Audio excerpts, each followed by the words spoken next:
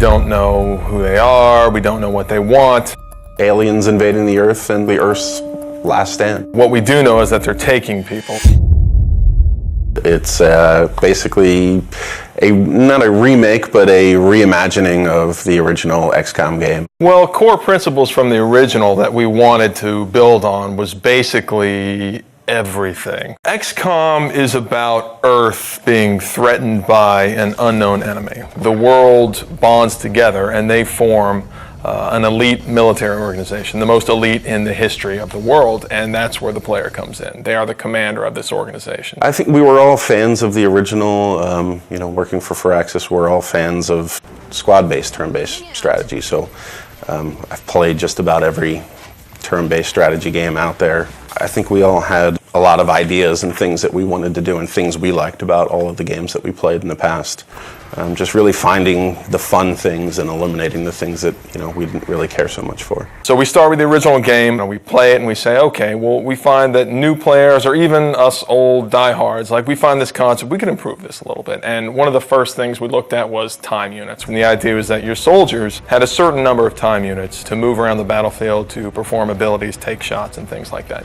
And actually it worked great in the sense that you had this resource that you were hoarding and that you had to be careful, because when you spent too many, you could find yourself exposed and in dangerous situations. So there's this great risk-reward mechanic.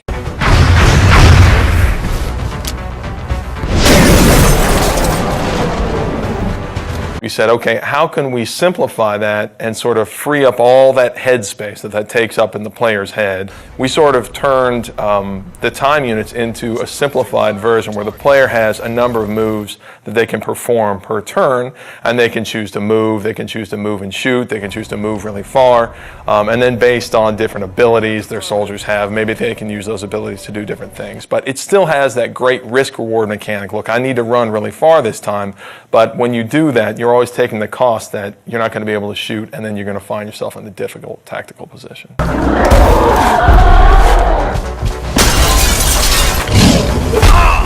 The other big thing I think that we did was we added cover to the game. Now tactically you have a lot more important decisions to make based off of being in low cover and high cover, flanking aliens. So in some ways we feel like we made the game more tactical. One of the advantages I think we have as a turn-based game is that we can move the camera around wherever we want.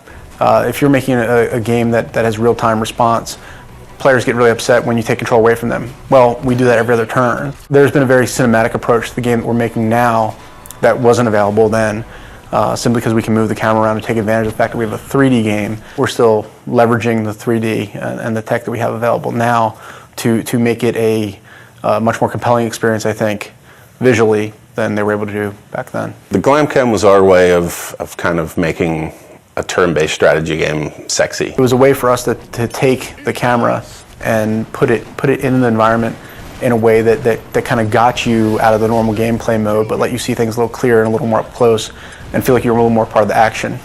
The idea is that when your soldier goes to take a cool shot, then the camera can drop in, and we've got these great dramatic scenes where your sniper's lining up this super long shot and you'll see it fall right down the barrel. And what that does is it allows a little more of an intimate connection between you and your soldiers. And of course it increases the drama of the actual combat. And the Glamcam is a great way to do that. That's just one of the ways that we sort of get the camera down there so the player can sort of see combat from their soldier's perspective.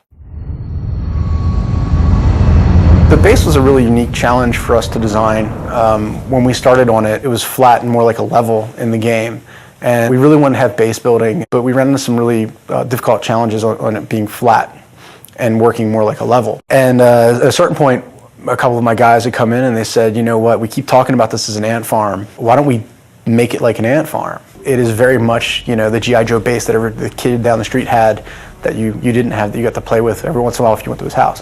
So when we made it, that was one of the things I think really stands out. I think it's a really unique feature to the game. It allows us a lot of flexibility for optimization and for the player to be able to build and expand. And it's a really different, I haven't seen represented that way really ever. And on top of that, they're actually expanding the structure, customizing the facilities that they're adding to their base. We want them to be able to see their soldiers interacting and their scientists, and so I think it's this really neat moment where you get into the game and you have this physical structure that you've customized and you've made the decisions about what you want to focus on, and then you can see your soldiers that you've leveled up and you've grown attached to, you can see them interacting, and it's something that I think we're really proud of. We're really excited for people to see.